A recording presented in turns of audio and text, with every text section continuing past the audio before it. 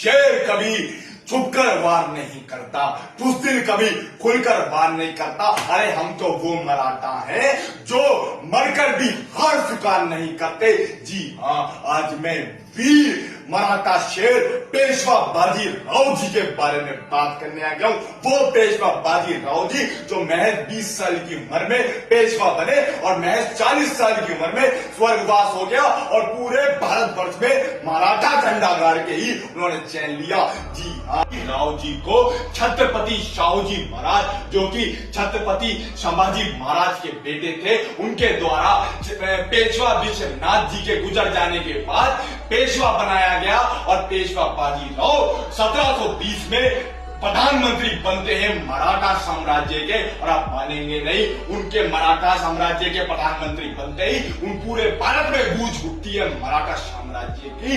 क्योंकि मैं आपको बता दूं, जो कि मुगल सल्तनत उस टाइम पे बहुत ज्यादा कमजोर होती जा रही थी, क्योंकि जो मुगल सल्तनत में अपने अंदर ही सिविल वॉर चल रही थी कि मैं राजगद्दी में बैठूंगा, मैं कट बैठूंगा। इसी बीच उन्होंने अपने ही बादशाह को मार डाला और उसके बाद एक बहुत ज्यादा अय्याश राजा बादशाह बना मुगल सल्तनत का, जिसका नाम था मोहम्मद शाह रंगीला। मोहम्मद शाह रंगीला वो, अब आप सोच रहे होंगे कि मैं मोहम्मद शाह को रंगीला क्यों बोल रहा हूं, क्योंकि वो रंगीले ही स्वभाव का था, वो अय्याश था, बहुत बेकार आदमी था, इसलिए उसे मोहम्मद शाह रंगीला के नाम से ही इतिहास में जाना जाता है। अब आप मानेंगे नहीं, इसके बाद पेशवा बाजीराव ने कर्नाटका से लेके पूरे, आप मानेंगे नहीं, उत्तर भारत तक मराठा साम्राज्य का परचम लहराना शुरू कर दिया।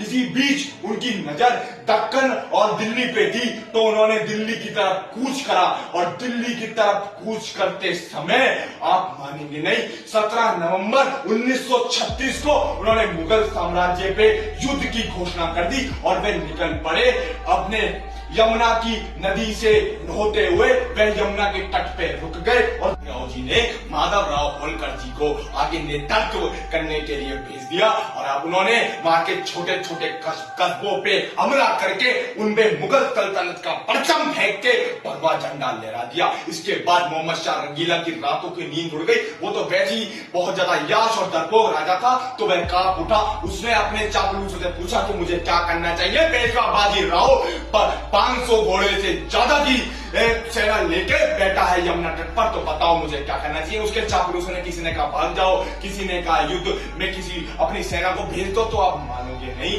उसने शहादत खान को, जो कि एक अवध का नवाब था, उसे बुलाया और उसे युद्ध लड़ने के लिए भेजा। अपनी पूरी मुगल सेना भी उसके साथ भेज दी। इसी के बीच माधवराव होलकर जी, जो कि मात्र कुछ सैनिकों, मराठा सैनिकों के साथ युद्ध में थे, उन्होंने बहुत मेहनत से युद्ध लड़ा और आप मानेंगे नहीं, शहादत खान को बहुत ठेस पहुंचाई, लेकिन दुर्भाग्यवश उन्हें युद्ध हारना पड़ा। इसके बाद माधवराव होलकर जी हमारे ग्वालियर चले गए। पूरे दिल्ली के सल्तनत की आसपास ये खबर फैल गई कि जो मुगल सल्तनत, जो कि पेशवा बाजीराव है, वो मराठा भाग चुका है और वो अब नहीं आएगा। ये इसके बाद जो शहादत खान था, वह मथुरा में जश्न बना रहा था अपने साथियों के साथ। इसी बीच उसका जो कि दास होता है, वो खबर देता है कि पेशवा बाजीराव ने तो दिल्ली पे हमला कर दिया है अपनी सेना के साथ। इसके बाद शहादत खान कांप उठा और आप मानेंगे नहीं, मोहम्मद शाह रंगीला इतना बुरा कांप रहा था कि वो ये सोच रहा था कि मैं करूं क्या, मैं भागूं, मैं लड़ूं। उसके बाद उसके चापलूसों ने, किसी ने वही रणनीति देनी शुरू कर दी और आप मानेंगे नहीं, इसके बाद जो मोहम्मद शाह रंगीला था, उसके पास शहादत खान तो था नहीं। और आपको मैं ये बताऊं, पेशवा बाजीराव मेवात के जंगलों से होते हुए, मेवात के पहाड़ी इलाकों से होते हुए आए थे। क्योंकि उन्हें सबसे ज्यादा जो कि घुड़ सेना का नेतृत्व करने में सबसे ऊपर हमारे पेशवा बाजीराव जी को ही माना जाता था और वे हल्के घोड़े अपने साथ रखते थे, जो कि पहाड़ों को पार कर लिया करते थे। इसके बाद जो मोहम्मद शाह रंगीला ने अपने सेनापति को नेतृत्व करने के लिए भेज दिया और सारी मुगल सेना उसके साथ भेज दी। मुगल सेना तो कमजोर हो चुकी थी, लेकिन जो मुगल सेना का सेनापति था वो थोड़ा समझदार था। उसने ये सोचा कि मैं इनको रोक के रखता हूं, क्योंकि जब तक शहादत खान आ जाएगा। लेकिन उस मूर्ख की उसकी ये नीति नहीं चली, क्योंकि जो उसी के साथी थे, उसने उसकी बात नहीं मानी और मराठा सैनिकों पे उन्होंने हमला कर दिया। इसके बाद आप पेशवा बाजीराव जी का दिमाग सोचिए, उन्होंने केवल 500 घोड़ों के साथ आगे युद्ध करने भेज दिया। इसके बाद जो इसका मोहम्मद शाह रंगीला का सेनापति था, उसने सोचा अब तो हम युद्ध जीत जाएंगे। इसी के बाद वो आगे बढ़ा और फिर इतना आगे चला गया कि वो मराठा सैनिकों के बीच जाके खड़ा हो गया और मराठा सैनिकों के बीच में जाके उसको वहीं गिरफ्तार कर लिया गया। और मुगल सेना जो कि मोहम्मद शाह रंगीला था, उसे दुर्भाग्यवश उसे वहां पे संधि करनी बाद जो मोहम्मद शाह रंगीला था वह बहुत ज्यादा बौखलाया हुआ था और हमारे पेशवा बाजी राव जी ने केवल 3 दिन दिल्ली पे कब्जा करके दिल्ली को छोड़ दिया। और इसके बाद जो मोहम्मद शाह रंगीला था उसने निजाम उल मुल्क जो कि हैदराबाद का नवाब था उसे बुलाया और उससे कहा कि तुम पेशवा बाजी राव को हरा दो तो मैं तुम्हारे बेटे को मालवा और गुजरात का नेतृत्व सौंप दूंगा। इसके बाद इसी लालच में निजाम उल हल्क बढ़ पड़ा हमारे पेशवा बाजीराव जी से युद्ध करने के लिए। लेकिन उस समय पेशवा बाजीराव पोर्तुगालियों को हराने में व्यस्त थे।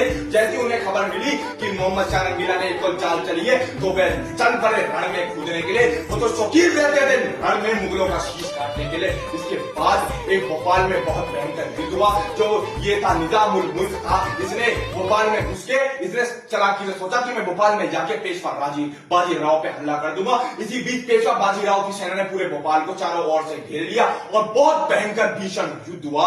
इसी बीच शहादत खान के जो बेटा था वो भी अपना सेना लेके वहां पहुंच गया। लेकिन आप मानेंगे नहीं, इतनी बड़ी त्रासदी पेशवा बाजीराव ने मचाई कि सबको मार डाला, सारे मुगल सैनिकों को मार डाला और निजाम उल मुल्क को पीछे हटना पड़ा सेना लेकिन मैं पीछे हट रहा था। इसी बीच पेशवा बाजीराव ने उसे हाथी समेत पकड़ लिया और उसको वहां पे संधि करनी पड़ी और संधि करने के बाद उसको छोड़ा गया और उसे जुर्माना भी देना पड़ा। इस संधि में यह था कि मालवा और गुजरात में मराठा साम्राज्य का ही झंडा गड़ेगा और किसी का झंडा नहीं गड़ेगा। और इसी बीच जो मुगल सल्तनत थी वह तिलमिला उठी और घुटने पे आ गई।